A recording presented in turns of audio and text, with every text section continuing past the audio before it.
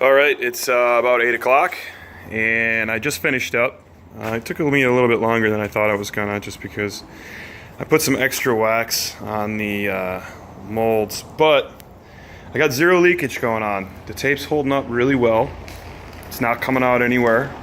I did have a problem with the holes. So, I don't know if you can see, I had a really hard time getting the material into a 1/2 inch hole.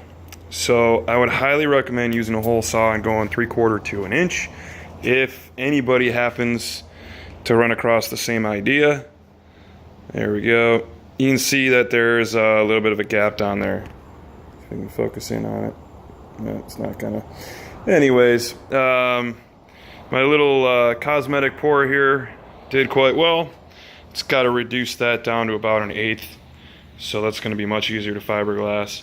I'm not too worried about it being a little bit wavy. I can even that out later, especially with some of these little wavy spots. I can put some epoxy in there to fill those little divots, like that guy right there that just opened up.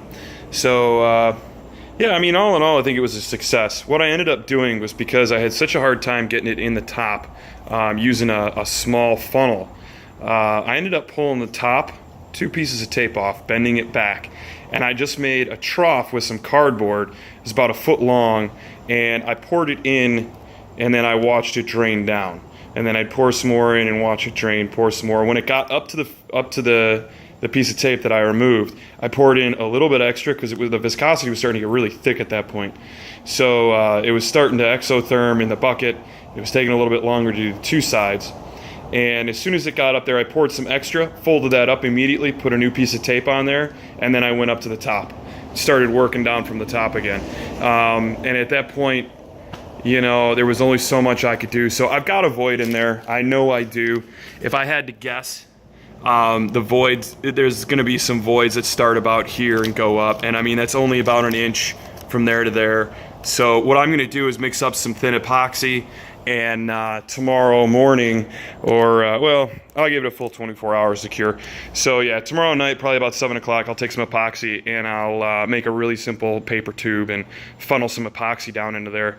And yeah, hopefully that'll fill up any voids that are in there. And again, this isn't structural right here. This is more cosmetic. Some folks may disagree with that, but I've talked to quite a few people that are local, that are familiar with these style boats, and that's a general consensus. So opinions may vary, but I'm not too worried about it.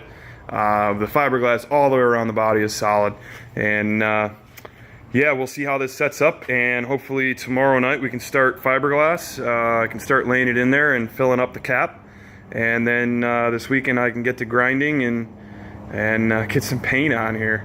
So yeah, all in all, a successful try. An alternative method for those that don't want to pop the cap. Cheers.